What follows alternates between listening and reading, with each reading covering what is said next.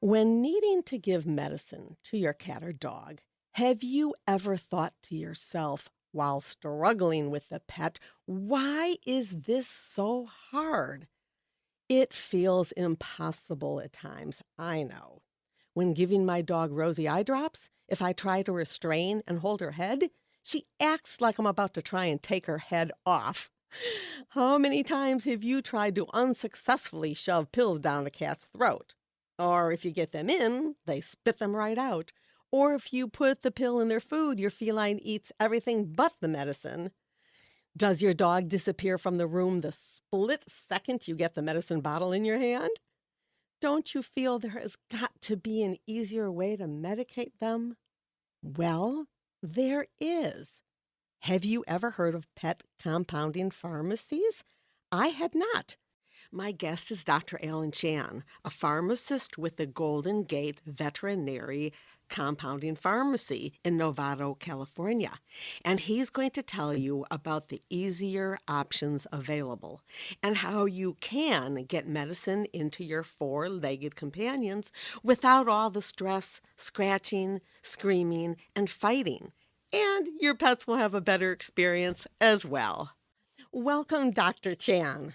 Hi, Susan. Thank you for having me. Oh, you're very welcome. Actually, that's right. We're going to be casual, and I'll call you Alan from now on. So, Alan, I loved the mission of the pharmacy to bring to light how we can help make medicating pets easier and more efficient. That's huge. So, what I'd like to do is let's start by addressing some of the common difficulties people have in medicating their pets. First, let me ask you, what's probably one of the most common ones that you hear about that you have a solution for? A great question. The most common, I would say, difficulties would be compliance related, would be the taste of medication. As you can imagine, some of the taste of active ingredient, active medications are quite bitter. And so a lot of pets will run away from it. They'll foam in their mouth. They spit out. They won't.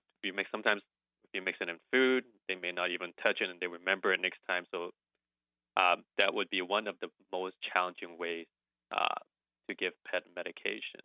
And actually, yes, I had a cat for 19 years, and a thing that maybe people don't know about cats is they have very acute taste buds on their tongues for bitter foods. So that stands out for them. And I think that's probably why they tend to eat around medicine if it is put in their food because it tastes bitter to them. So, what is an option that you have to address taste for the animals who are highly sensitive to it? We offer quite a few different routes of administration. So, in addition to pills, we also can do flavor suspensions. We can do flavored chewy treats, and we can even do topical delivery system. So there's quite different options for you to choose from. Whether it be can suspensions, for example, we can make it into, say, for cats, some of the most popular flavor would be tuna, salmon, chicken, and we have even a much longer menu. So these are the top three options for kitties, and for our canines, we also have bacon, beef, and liver, and so on. For not just the suspensions, but also our soft chewy treats. And another option, as I touched on, is the topical route, especially for cats. Like one of the more common illness for cats are hyperthyroidism. So hyperthyroid medication, some of them can be put into a transdermal ointment, which can be massaged into the ears, so it doesn't even need to go through the oral route. So you don't even have to give it to them. You just have to put a little bit on your finger and rub it onto the tip of the ear, inside the tip of the ear. Oh, that is remarkable. So, okay. My cat had hypothyroidism, and yes, I had to feed my cat a little pill. Unfortunately, Willie would take the pill. But so, are you saying that many of the drugs that normally, you'd have to, put in a pill or squirt in the cat's mouth can be put in this topical, and all you have to do is rub it on into the ear, and then it's like it's done? Yeah, there's quite a few medications that can go through that route of administration for felines.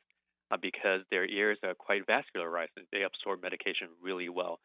So depending on which medication, we can definitely look into the options, and that would be one of the options depending on what the veterinarians and us talk about on the therapeutic goals are for your pet. Okay, I do want to go back because you mentioned the word suspension. What does that mean? What are you referring to? So suspension, it's basically an oral liquid, like a Ah, solution. okay, alrighty. So, and your tagline for the Golden Gate Compounding Pharmacy is "You're the bridge to exceptional veterinary compounding care." So, there's that brings two things to my mind. First of all, I'm going to ask you what is compounding, and then after we answer that, we'll talk about well, you kind of mentioned that you guys work with other people's vets. So, first, Ellen, what do you mean by compounding? Yeah, good question. Not too many people know what compounding is. So in short, compounding means custom making medication to tailor to your specific needs or unique needs. So these medication would be patient specific. So in the veterinary world, our patient comes in different sizes and different species, like dogs, cats. We have lions, tigers, penguins, monkey, giraffe, and so forth. Different physiology sizes, sensitivity, chemical to sensitivity to different chemicals, and also in things like commercially available products that are not suitable for our animals. So custom making medication can help benefit and expedite your pets and your animals a way to get back to wellness. And now I'm somewhat familiar with compounding because there's some medicine, some bioidenticals as a woman that, I've had compounding. So I know about that. But as I mentioned in my introduction, I didn't know that you guys can do this for pets. Now, does this mean that anyone could get medicines that their vets prescribed compounded in these different methods of delivery? In general, yes, there are some limitations though, but overall, yes. Although not all veterinarians are aware of the options available to them for their patients through compounding pharmacy, especially veterinary compounding pharmacy. Most medication can be custom made into different delivery methods, different doses, different flavors, and so on. So this means that there are just much more options and more ways for your pet to get better. Okay, well, practically speaking, you heard me talk about Rosie hating eye drops. And, I've had to do this a number of times throughout her life. She gets some, like that conjunctivitis or something in her eye, and she hates eye drops. Now, between you and I have figured out a way to dispense them easier. But do you guys have something that would help in that regard? In eye drops, depending on the type of infections and which route of administration that the veterinarian have determined, and we also consult with your veterinarian to see what's the best way to help your pet get better. There are also ointment, ophthalmic ointment that's available that we can make to help uh, for your pet's eye issues. Sometimes eye drops are not the most uh, either effective because of compliance or the dogs or the cat tends to shake it out. And ointment is a much better effective way, I should say, to kind of make it stick a little bit better. Right. So, like, it would be like a little gel that I put on my finger, and like I can wipe, the crumbs out of Rosie's corner of her eye. I would just put something on my finger, and then I could just kind of swipe it there, and that would be easier than plopping a little drop into the All right. eye. Yeah, and you can sometimes for the ophthalmic ointment, you just put a little strip underneath the eyelid, and they'll blink, and it'll just spread all over, and it will Oh, be much more compliant in that sense. oh, that's perfect. So, going back to some tablets, I know a lot of animals just, they just don't want to take the tablet or the capsule. It's just a constant struggle. You mentioned you have these chews. Yeah, these are soft chews, and so what we do is we make it in various different flavors that you think your pet would like, and we can put it into really yummy treats, and your pet would generally it increases the compliance of the patient by a lot better than giving killing your pet. Oh, yeah, and compliance, that's a key word, that these animals are gonna be more agreeable and willing to take their medicine. I also noticed when I was reading about the flavored chewables, you can cut them in half, to change the dosing, and you guys have the capability of combining multiple medications all into one chew? Yeah, absolutely. Depending on your pet's need, of course, we consult with along with your veterinarian to see what exactly your goals are and the longer, not just the short term goal, but also long term goal to see what fits best, not just in terms of making it easier in compliance, but also we are also cognizant of the cost as well. So we want to make sure it is most cost effective Hmm. therapy for you and your pet. Well, I appreciate that, but I kinda thought, well, hey, if I can just feed 1 chew and I'm through, that would be a huge benefit. One of the most common uh, office visits for dogs is canine otitis, which is ear infection. So one of the things we do, speaking of combining medication, is we can do an ear antibiotics that are targeted specifically for that specific infection, depending on what the culture and sensitivity report comes back from the vet, and we recommend the best antibiotics for that medication to put into the ear. So this is an interesting compound because it's a biphasic gel. So you basically insert it into the ear as a liquid, and it will solidify right over the infection, and it will directly target that area and slowly release the medication over the next couple of days, and it will melt away and at the same time cure the infection.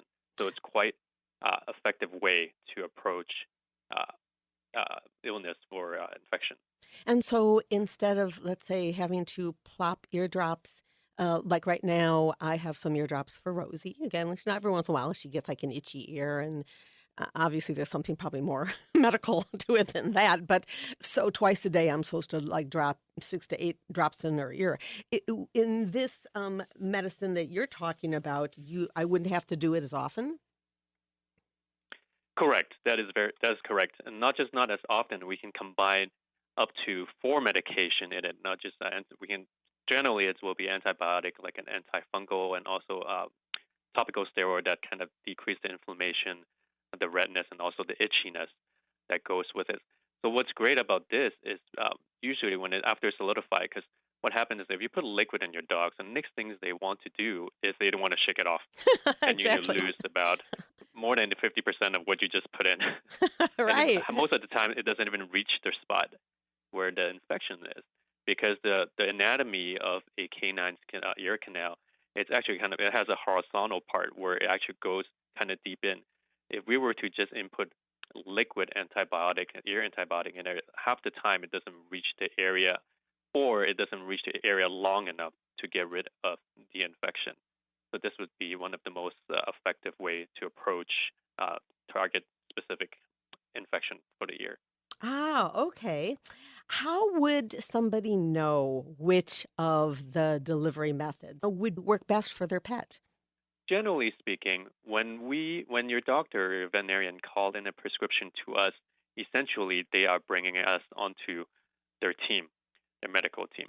So one of the things we do on the background is we discuss with your veterinarian what are the best approach.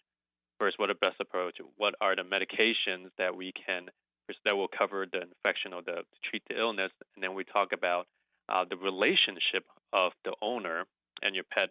Because if it's a caretaker, not the owner, they have a different relationship. Compliance may be an issue, and then we'll recommend a different type of approach. So there's a lot of factors and variable that plays what is the best medication, what approach to go into treating your pet. So this is why we're here to help, and this offers a custom approach to treating your pet. Okay, if let's say I saw my vet in Chicago and she prescribed a kind of medicine, let's say a pill that I think will be difficult for Rosie, then and if I wanted to, engage you guys, would she call you or do I reach out? How does that work? So we can be reached by either the veterinarian or the owners can also reach us as well. So you can reach us by either your phone or through our website, email. So I highly recommend, if there's something that's not working for you and your pet, check with your veterinarian to see if there is a compounding pharmacy, specifically veterinary compounding pharmacy, that can offer you different options to get your pet better. Are there a lot of other vet compounding pharmacies besides yours? Within the pharmacy field itself, compounding is kind of a smaller niche, both on the human side, especially on the veterinarian side. Mm-hmm. So compounding historically has been around since, I believe, the 19th century for humans. Now, there are other veterinary compounding pharmacy out there, but there's not too many. Here, I want to emphasize that it is important to find a veterinary compounding pharmacy instead of a human compounding pharmacy that sometimes dabbles into veterinary compounding practice. The reason being, there are a lot of medicines, human medicines uh, specifically, uh, that it's not suitable for pet, and sometimes not all pharmacies are aware of that. So we want to make sure that you and your listener know that when you guys select a veterinary compounding pharmacy, you go to a specialty veterinary compounding pharmacy that's specialized in just animal medication. What am I going to be looking for, Al, and how would I know, that it's a specialty pharmacy? I mean, if someone was Googling this, how do they know that they have, selected the kind that you are describing? Yeah, that is an excellent question. How to choose the right veterinary compounding pharmacy? There's a couple uh, main points I want to touch on. The first one is make sure that the pharmacy itself is PCAP accredited. So PCAP stands for Pharmacy Compounding Accreditation Board. It is a accreditation that recognized and awarded to compounding pharmacies in the U.S. that meet stringent safety, compliance, and quality standards. So what that means is this accreditation provides patient and prescribers and doctors a way to select a high quality pharmacy. Like, for example, only chemicals that are from highly reliable suppliers are used. Pharmacists and technicians receive regular specialized training because compounding it's a unique skill. Not everybody can do it in the field. The facility itself, the labs itself, must meet certain design and related standards, and the pharmacy itself needs to meet other stringent or exceed standards like USP 795 standards. We also want to make sure you also want to make sure that when you choose a compounding pharmacy, they have a quality assurance program in place, making sure that they always potency test. The reason why this is important because compounding practice is basically you're cooking medication, Mm. like in the kitchen, you're whipping up drugs from scratch because every single medication is custom made. So we want to make sure that the way that it's made, they standardized. It has the right potency. So we want to make sure that they have this type of potency. I'm sorry, not potency. This type of quality assurance program in place. And another very important thing is how accessible are the pharmacists? Let's say if you decided to try a medication and then Rosie doesn't like it, Mm-hmm. and we offer different ways. We'll work with you throughout your therapy. We just don't dispense a medication and say goodbye. We make sure that you and your pet are on the way to wellness. What that means is that we make sure that if you have any question, you will be able to reach one of my pharmacists here or myself. That we work with you. We try to change different formulations. We try to change a different strength if needed to make sure that Rosie gets on the right path. Oh, I like So that. this is one of yes, yes. So the accessibility to pharmacists is one of the most important things. Another thing is also how quickly does the medication come to you? Because this is custom made, it does take some time. Generally, at least for us, our turnaround time is about 24 to 48 hours for new prescriptions.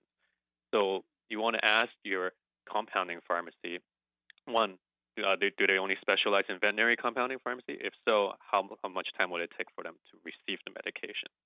So I don't want your pet to be suffering from an infection and requires a prescription antibiotic. At the same time, some pharmacy can take up to a week to make. Then that's not a good Mhm. sign. Sure. Well, it So we sounds want to make sure that you're well. Mhm. Sure. Well, it sounds like from what you were saying that somebody gets on the phone with the pet owner, the pet parent, and really goes into detail and discusses what the needs are. Yeah, correct, correct. So one of the things we do once we get a prescription from your veterinarian is we'll give you a call and to check in with you to see what are exactly your needs in addition to what the prescription is written for. If with what your prescription, what your doctor has prescribed, you don't think it's going to work, or you have a similar formulation before, it didn't really work out, we can recommend something else, and then we'll connect back with the veterinarian to consult with them and give them our recommendation to see if we can all be on the same page because we believe in a team approach to make sure that we're all on the same page on the path of wellness for your pet. Okay. Well, so I know we've kind of talked about getting pills into dogs and cats, and I think for a lot of people that's commonly like a really difficult thing to do. I myself, would have when I was trying to pill my cat, it's like, okay, it gets spit out or it drops, or if I put butter on it to try and get it to slide down, his throat better, then it sticks to my finger, it falls on the floor. um, what are the options like for what to do with pills that the pets are, it's just impossible to get into them? Yeah, so for oral medication, we have a couple options. Another for pills, for example, we have certain pills that we make are oral disintegrating tablet. They're fast melting tablet, and they're mini. They're really tiny tablets. So we, depending on what medication is, if we can make it into mini tablet, we will recommend those because they is one of the most effective. They disintegrate quick and they get absorbed fast. Another option is if taste is an issue, we can adjust and try different type of flavors. We have flavors that neutralize this bitterness as well, so that will help increase the compliance for your pets. And we can also, if it's a cat, we can also try, depending on the medication, we can try the topical route that we mentioned earlier through Mm-hmm. the ears, and that is usually one of the most popular way to dose a feline because, as you know, felines are quite sophisticated eaters, and they Yes. tend to get a little finicky from time to time. Oh, I love the fact that it could just be something that you would just massage into the cat's ears. That's wonderful. If people want to know more about this, what is your website's address? How do people find you? Yeah, it's quite easy. Our website is ggvcp.pharmacy, so it's golf Victor Charlie Papa pharmacy, or you can also Google us at Golden Gate Veterinary Compounding Pharmacy. That's one of the best way to reach out to us. Our phone number, email, and everything, it's already on the website. You can reach out to us, and we have a team here ready to help you out. My guest has been Dr. Alan Chan, pharmacist with the Golden Gate Veterinary Compounding Pharmacy in Novato, California. Their mission, helping make medicating pets easier and more efficient. You will find the link to the pharmacy's website, ggvcp.pharmacy, in the full show notes on this episode's page on our website, raisingyourpaws.com. Thank you, Dr. Chan. Thank you. It's been a pleasure, Susan.